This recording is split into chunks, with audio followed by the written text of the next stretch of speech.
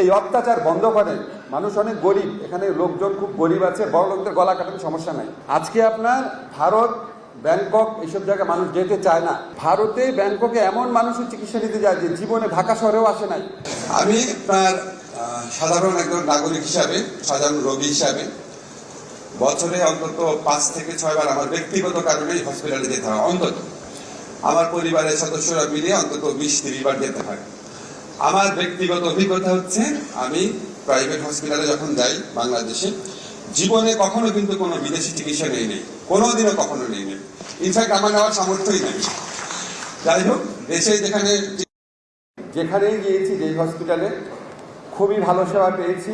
কথাটা আমি কত জায়গায় শুনেছি যে বাইরে যান কেন, বলে ভাই ডাক্তার একদম এত মন দিয়ে কথাটা শুনে এমনিই অর্ধেক ভালো হয়ে যায়, কনফিডেন্স চলে আসে।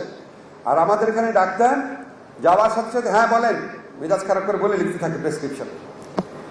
এটা হয়, আপনারা এটা সিরিয়াসলি দেখবেন।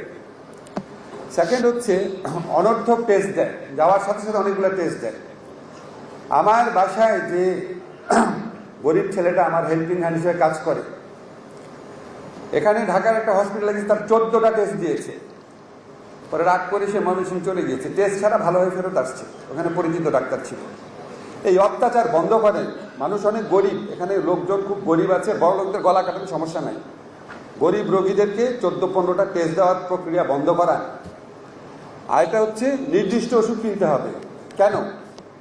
পৃথিবীতে কোন জায়গায় হসপিটালে, প্রাইভেট ক্লিনিকে সবসময় ওষুধ কোম্পানির প্রতিনিধির জন্য নির্দিষ্ট টাইম থাকে ডাক্তারের? আপনারা বলেন, পৃথিবীতে অন্য কোনো দেশে থাকে? খসরু ভাই থাকে? তা আপনারা ওষুধ কোম্পানির দালাল।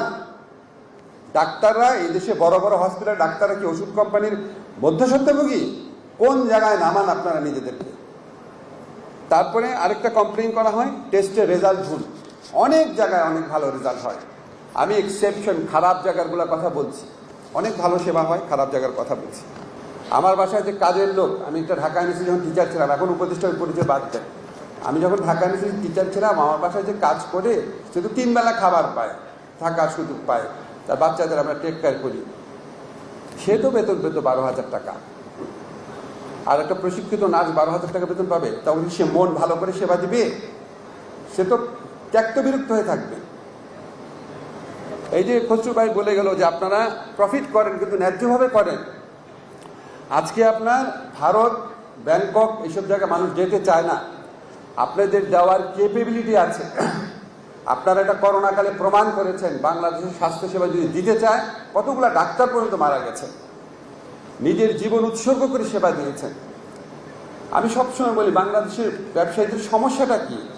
তারা খরচ করবে, আর একটুখানি বেশি খরচ করলেই হয়ে যায়। যারা স্বাস্থ্যকর্মী আছে, দারোয়ান আছে, লিফটম্যান আছে, যেই সহায়ক কর্মীরা আছে, তাদের যদি আপনি একটুখানি বেতন বাড়ান, কত টাকা যায় আপনার প্রফিট থেকে? 10 কোটি টাকা হয়তো কম প্রফিট হয়। যদি 100 কোটি টাকা প্রফিট করেন, হয়তো 10% কম প্রফিট হয়।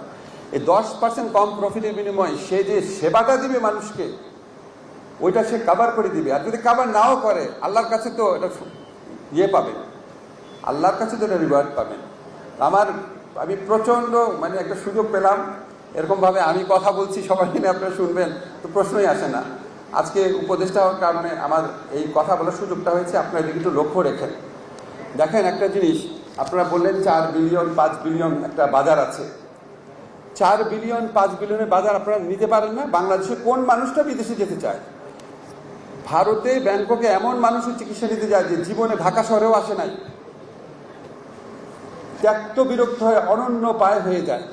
বন্ধ করেন তাদেরকে, তাদের যাওয়াটা বন্ধ করেন।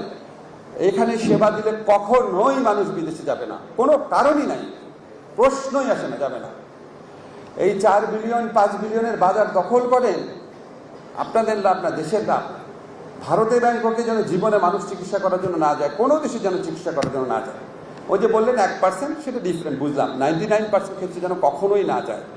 আমার সবচেয়ে খুশি লাগবে যে আমি আপনাদের কাছে যে সেবাটা পাই, সেই সেবাটা যদি বাংলাদেশের প্রত্যেকটা মানুষ যদি ওই মানের, ওই ভালোবাসা সহ, ওই যত্ন সহ সেবাটা পায়।